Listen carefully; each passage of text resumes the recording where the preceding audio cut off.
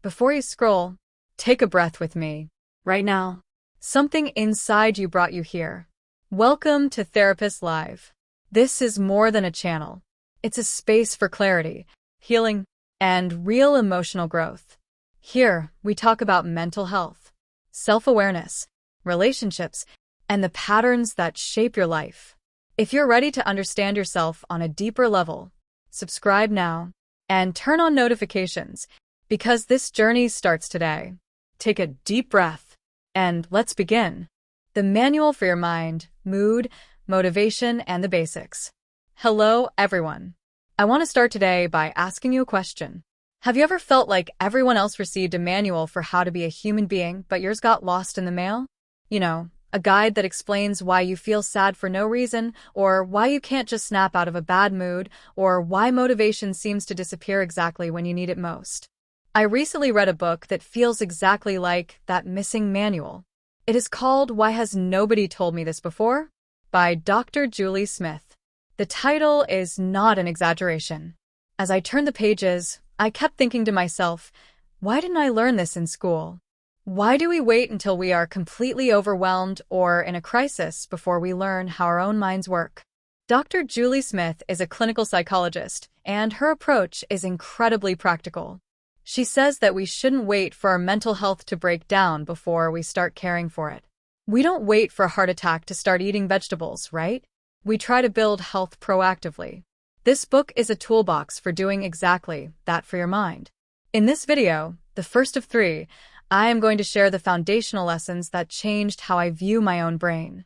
We're going to talk about what low mood actually is, the biological basics we constantly ignore, and the absolute biggest lie we are told about motivation. Let's start with mood. We tend to treat our moods like the weather. We wake up, look inside, and say, "Oh, looks like it's raining today. I guess I'm just sad." We feel like victims of our moods, as if they just happened to us. But one of the most powerful concepts in this book is that feelings are not facts.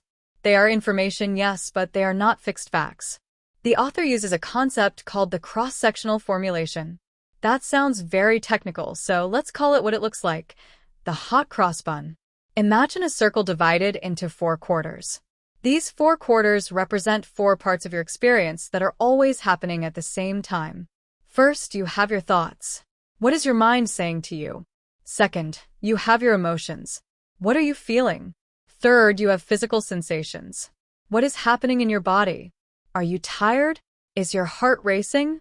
And fourth, you have your behaviors. What are you doing? Here is the key takeaway. All 4 of these are connected. They affect each other constantly. Let me give you a simple example from my own life that fits this perfectly. Let's say I didn't sleep well last night. That is the physical sensation, fatigue. Because I am tired, my thoughts start to spiral. I think, I can't handle work today, I'm too exhausted. That thought triggers an emotion, dread.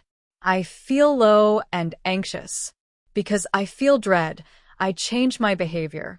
I decide to skip my morning walk and scroll through social media in bed for 30 minutes. That behavior makes me feel more lethargic physically, which feeds the thought, I am lazy, which deepens the emotion of sadness. It is a downward spiral. But here's the hope. Because they are all connected, you can break the cycle by changing any one of those 4 parts. You cannot usually just snap your fingers and change an emotion directly. You can't just command yourself to be happy. But you can change what you are doing. You can change your physical state. If I force myself to get up and drink a glass of water, I change the physical. If I put the phone down, I change the behavior. And slowly, the thoughts and emotions begin to shift too. This brings me to the second big lesson, which is about our defense players. Dr. Julie uses a brilliant analogy about a football team. Imagine you have a team with the best strikers in the world. These strikers represent therapy, deep psychological insights, and complex mental tools. But you send this team out onto the field without a goalkeeper and without any defenders. They're going to lose. It doesn't matter how good the strikers are if the goal is wide open. In our mental health, the defense players are the boring basics that we love to ignore. They're sleep, exercise, nutrition, and routine. I used to roll my eyes when people told me to drink more water or go for a walk when I was feeling down. It felt dismissive. But the science shows that these things are fundamental. Let's look at exercise. The book explains that exercise is not just about physical appearance. It has a potent antidepressant effect. When we move, our brain chemistry changes. We release dopamine. We reduce stress hormones. Even a 10-minute walk can be enough to interrupt a bad mood loop. Then there is sleep. It is a two-way street. When we are anxious, we can't sleep. But when we don't sleep, our brain becomes more sensitive to negative emotions. We actually perceive the world as more threatening when we are sleep-deprived. And nutrition. Your brain is an organ. It needs fuel. If we feed it processed food that causes spikes and crashes in our blood sugar, our mood is going to spike and crash right along with it. So, the lesson here is simple but strict. If you are feeling low, before you try to analyze your entire childhood or wonder what is wrong with your personality, check your defense. Have you slept? Have you moved your body? Have you eaten real food? Have you seen a human being today? Often, fixing the defense doesn't solve the whole problem, but it gives you the strength to deal with the problem. Now, let's talk about the third topic, which was a huge aha moment for me, motivation. How many times have you said, "I will do it when I feel motivated"? I say it all the time.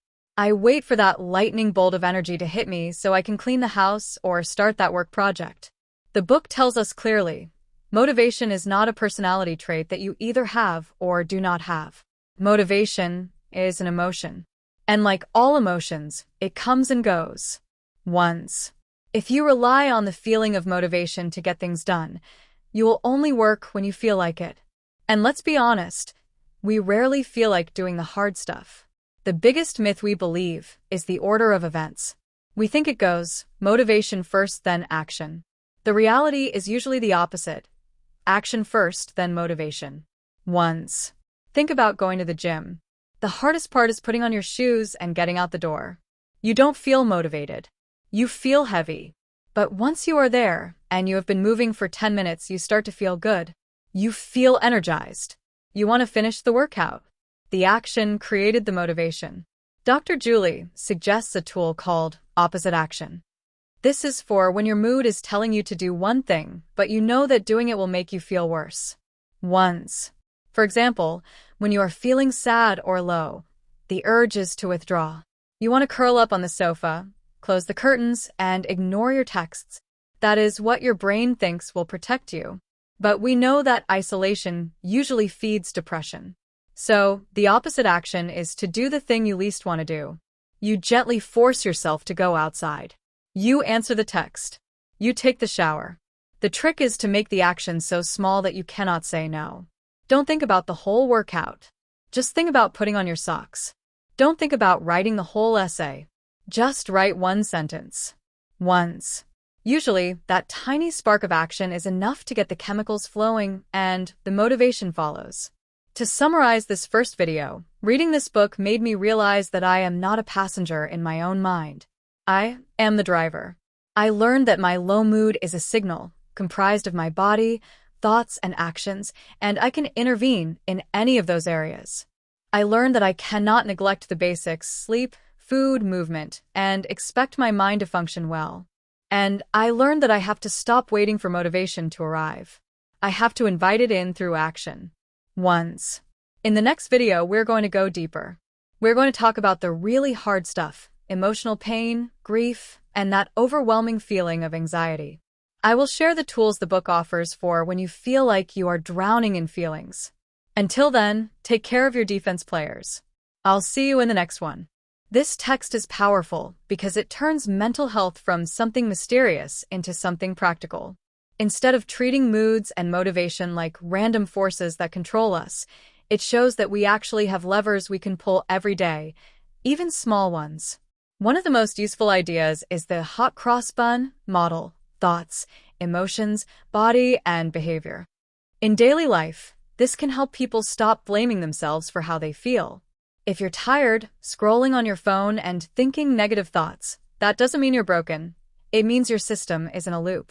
Knowing this gives you permission to intervene in simple ways like standing up, drinking water, or changing what you're doing for a few minutes. Those tiny changes can slowly shift how you think and feel. The defense player's idea is especially important.